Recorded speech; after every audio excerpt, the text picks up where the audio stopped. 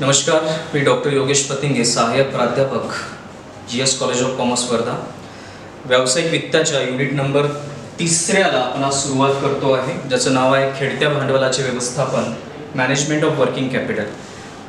मागच्या काही लेक्चर्समध्ये जर थोडंसं आपण रिव्ह्यू करतो म्हटलं तर युनिट नंबर 1मध्ये आपण बिझनेस फायनान्स आणि सोर्सेस ऑफ बिझनेस फायनान्स म्हणजे व्यावसायिक वित्त आणि व्यावसायिक वित्ताचे उभं करण्यासाठी जे वेगवेगळे स्रोत अवेलेबल आहेत त्याची चर्चा आपण युनिट नंबर 1मध्ये केली, ज्यामध्ये संपूर्ण भाग हा थेरॉटिकल पोर्शन होता.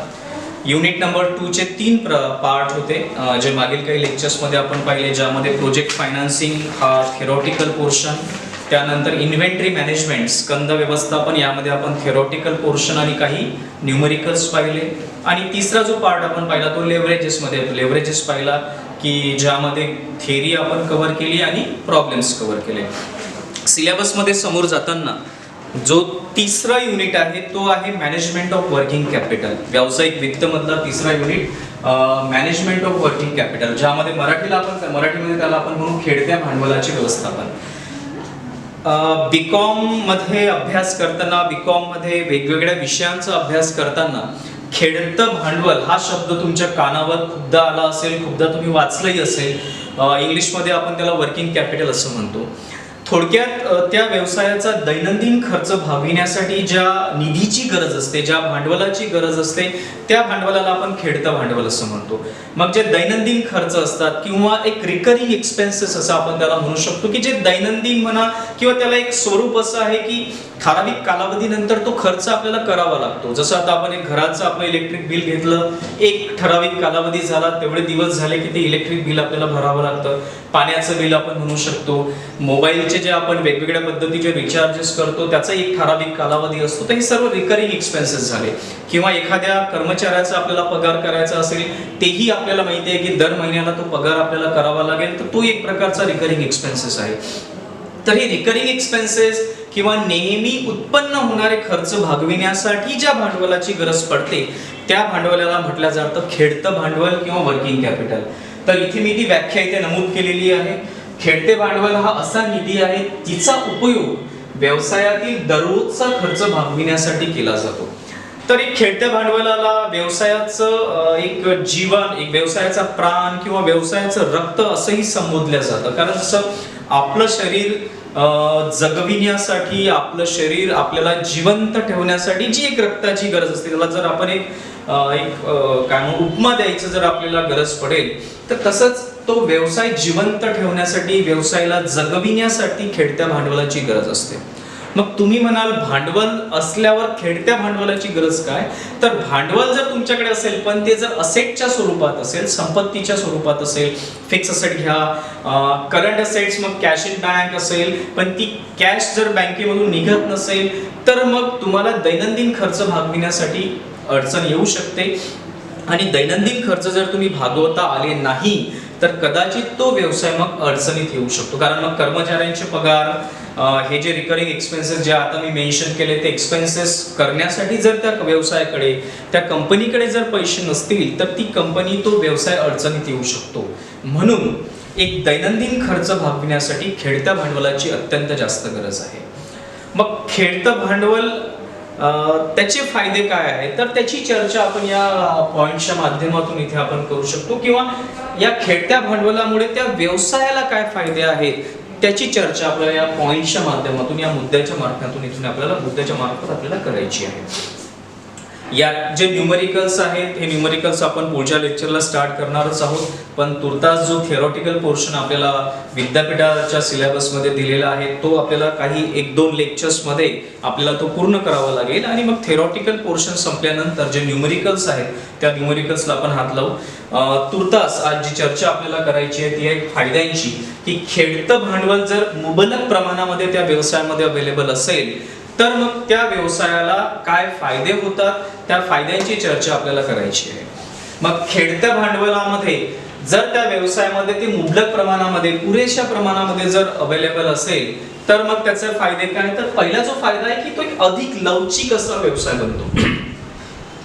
जसं त्या व्यवसायाची जी गरज आहे किंवा त्या लोकल मार्केटची जी गरज आहे, त्या लोकल मार्केटच्या गरजेप्रमाणे व्यवसाय तुम्हाला तुमच्या पद्धतीने चालवता येतो, एक लवचिकपणा त्याला मिळतो. कारण कधी कधी जास्त भांडवलाची गरज पडू शकते, कधी कधी इमर्जन्सी सिच्युएशन मध्ये तुम्हाला भांडवल गोळा करावं लागू शकतं. मग जर तुमच्याकडे त्या अमाऊंटची जी गरज आहे तेवढं जर भांडवल अवेलेबल असेल, तुमच्याकडे जर तेवढी गरज असेल, तेवढंच भांडवल जर अवेलेबल असेल, तर तो एक लवचिकपणा त्या व्यवसायामध्ये निर्माण होतो आणि गरजेप्रमाणे आपल्याला आपल्या व्यवसायाला एक स्वरूप देता येऊ शकतो. तर मग अधिक लवचिकता या मुद्द्याची चर्चा करताना एक आपल्याला लक्षात ठेवावं लागेल की भांडवलाची गरज जास्त आहे, कमी आहे किंवा किती आहे हे ठरवणं अत्यंत आवश्यक आहे. आणि आपल्या या विषयामध्ये व्यावसायिक वित्त पाहणारा जो व्यक्ती आहे, फायनान्स मॅनेजर त्याला आपण म्हणू शकतो, किंवा त्या व्यवसायामध्ये त्या व्यक्तीला कुठलंही पोस्टचं नाव असेल, त्या व्यक्तीला ठरवावं लागेल की त्याच्या व्यवसायाची खेळत्या भांडवलाची गरज किती आहे. कारण जास्त गरज जर जास्त नसेल पण तुम्ही जास्त प्रमाणामध्ये जर भांडवल गोळा केलं तर ते पडून राहील. गरज आहे पण त्याच्यापेक्षा कमी भांडवल तुमच्याकडे, खेळत्या भांडवलाचं बोलतोय मी, खेळतं भांडवल जर गोळा झालेलं असेल तरी ते प्रॉब्लेमॅटिक आहे. त्यामुळे एक ऑप्टिमम वर्किंग कॅपिटल लेवल आपल्याला काढावी लागेल, एक आयडियल वर्किंग कॅपिटल लेवल आपल्याला काढावी लागेल, एक स्टँडर्ड वर्किंग कॅपिटल लेवल आपल्याला काढावी लागेल. आणि ती काढण्यासाठी जे प्रॉब्लेम्स आहेत ते प्रॉब्लेम्स आपल्याला पुढच्या 1-2 लेक्चर्स नंतर पाहायचे आहेत की त्यामध्ये एक वर्किंग कॅपिटल रिक्वायरमेंट आपल्याला त्या व्यवसायाची काढावी लागते. आजच्यासाठी तुम्हाला एक डोक्यात असंच ठेवावं लागेल की वर्किंग कॅपिटल म्हणजे खेळतं भांडवल आणि खेळतं भांडवल म्हणजे व्यवसायाचा दैनंदिन खर्च भागविण्यासाठी जे भांडवल गरजेचं असतं त्याला म्हटलं जातं खेळतं भांडवल. म्हणून जो पहिला फायदा आहे तो व्यवसाय हा अधिक लवचिक होतो आणि ज्याप्रमाणे तिथल्या मार्केटची रिक्वायरमेंट असते, डिमांड आणि सप्लायची रिक्वायरमेंट असते, त्याच पद्धतीनं व्यवसायाला एक ते स्वरूप त्या प्रोमोटरला देता येतो. तो दुसरा फायदा आहे तो अल्प मुदत कर्जाचा. आता जर साहजिक आहे जेव्हा एखाद्या व्यवसायाकडे वर्किंग कॅपिटल अवेलेबल असेल तर त्या व्यवसायाची क्रेडिबिलिटी वाढते. कारण जेव्हा जसं आपण मागील काही लेक्चर्स मध्ये चर्चा केली होती की भांडवल उभारण्यासाठी जे 2 पर्याय आहेत, प्रायमरी सोर्सेस आणि सेकंडरी सोर्सेस, हे पर्याय जरी खूप मोठ्या प्रमाणात अवेलेबल असतील परंतु या सर्व पर्यायामध्ये जी गरज असते ती असते त्या व्यवसायाची क्रेडिबिलिटीची, की त्या व्यवसायाचा इतिहास कसा आहे, त्या व्यवसायाचं डिव्हिडंड वाटपाची हिस्ट्री कशी आहे, त्या व्यवसायाच्या नफ्याची हिस्ट्री कशी आहे. तर ती जी क्रेडिबिलिटी तयार होते ती क्रेडिबिलिटी या वर्किंग कॅपिटल मुळे एक तयार होते, मेंटेन होते. आणि जेव्हा एखादी संस्था या व्यवसायाला कर्ज देण्यासाठी समोर येते तर ती एक तिच्या चाचणीमध्ये नक्कीच पाहिल की या व्यवसायाकडे खेळते भांडवल किती आहे, हातामध्ये असलेला पैसा किती आहे. त्यामुळे फिक्स असेट्स आहेत पण ते फिक्स असेट जर मॉर्गेज केलेले असतील, गहाण ठेवलेले असतील, किंवा अशा काही असेट्स असतील की त्या एकदम लिक्विडिफाय होत नाहीत, त्यांची तरलतेमध्ये त्यांचं कन्व्हर्जन होत नाही, तर मग त्या व्यवसायाला नक्कीच प्रॉब्लेम फेस केल्या जातात, त्या व्यवसायाला नक्कीच प्रॉब्लेम्स भविष्यात उत्पन्न होऊ शकतात. म्हणून अल्पमुदती कर्ज हे त्या व्यवसायाला मिळण्यास एक फार त्रास होत नाही, कारण अगोदरच त्या व्यवसायाकडे मुबलक स्वरूपात खेळतं भांडवल अवेलेबल असल्यामुळे अल्पमुदती कर्ज नक्कीच वेळेच्या त्या व्यवसायाला अवेलेबल होतात. हा झाला दुसरा फायदा. तिसरा, जसं आपण अल्पमुदती कर्जाच्या पर्यायाचा विचार केला तर तिसरा जो पर्याय अवेलेबल आहे तो आहे मध्यम मुदती पर्याय.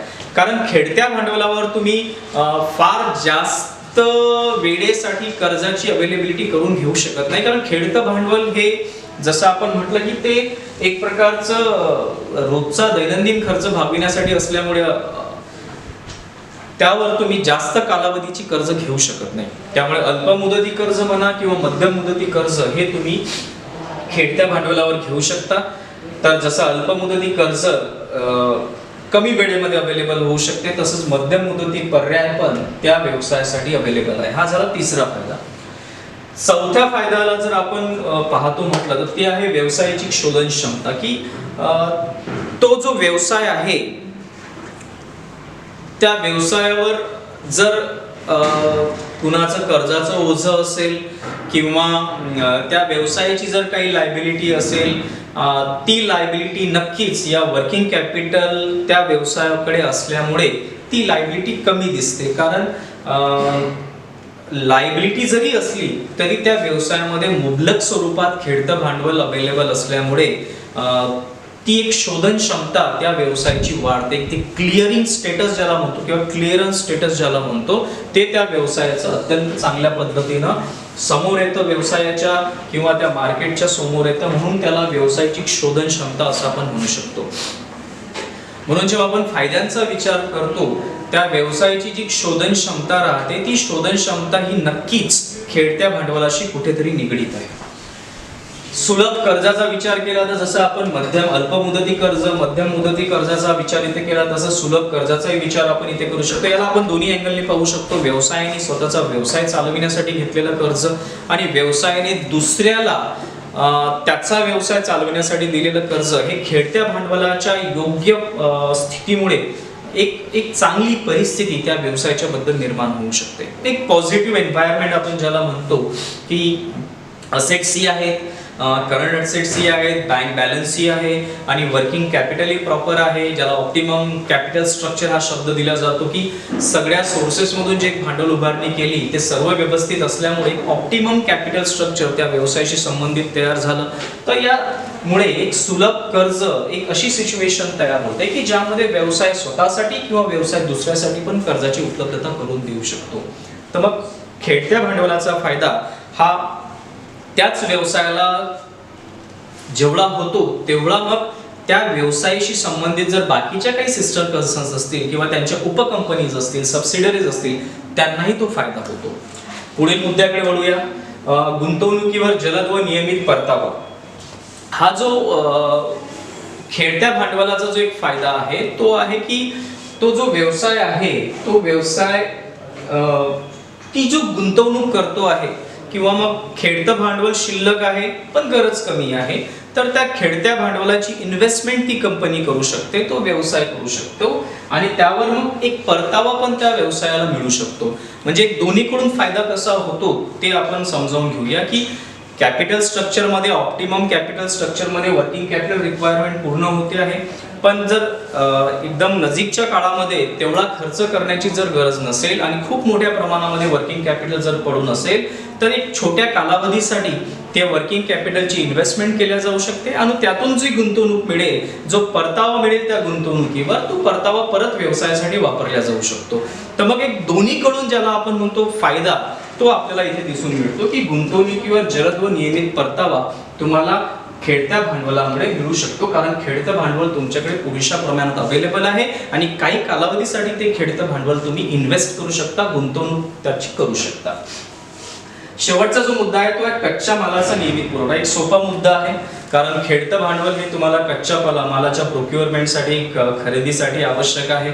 मग कच्च्या मालाचा पुरवठा हा कधीही स्थगित होऊ शकणार नाही, त्यामध्ये कुठलेही अडथळे निर्माण होणार नाही कारण तुमच्याकडे तुमच्या व्यवसायाकडे पुरेसं खेळतं भांडवल काय म्हणू शकतो अवेलेबल आहे आणि त्या खेळत्या भांडवलामुळे एक ती जी एक प्रोडक्शन कपॅसिटी आहे, प्रोडक्शन लेव्हल आहे की जे ठरवलेली आहे की त्याच प्रमाणामध्ये उत्पादन व्हायला पाहिजे, तेवढेच लॉट्स तेवढ्याच बॅचेस बाहेर पडायला पाहिजे. तर त्या प्लॅनिंगमध्ये कुठलाही अडथळा निर्माण होत नाही कारण कच्च्या मालाचा पुरवठा तुमच्याकडे असलेल्या योग्य त्या खेळत्या भांडवलाच्या अमाऊंटमुळे पूर्ण होऊ शकतो.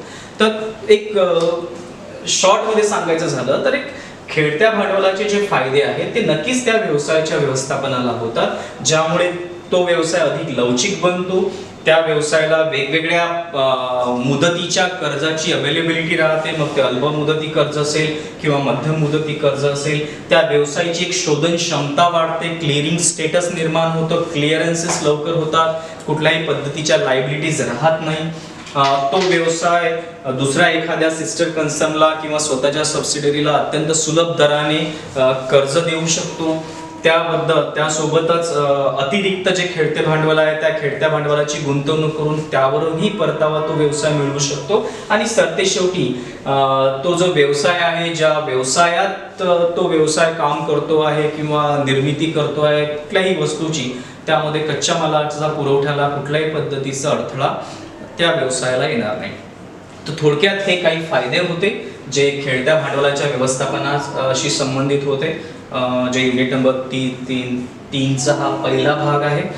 पुढच्या लेक्चरमध्ये आपण याशी संबंधित अजून काही थेअरी पाहूया आणि त्यानंतर मग आपली थेअरी आटोपल्यानंतर आपण ॲक्च्युअल प्रॉब्लेमला सुरुवात करूया. तोपर्यंत याशी संबंधित जर तुमच्याकडे नोट्स असतील तर व्यवस्थितपणे वाचा आणि त्याचा अभ्यास करा. धन्यवाद.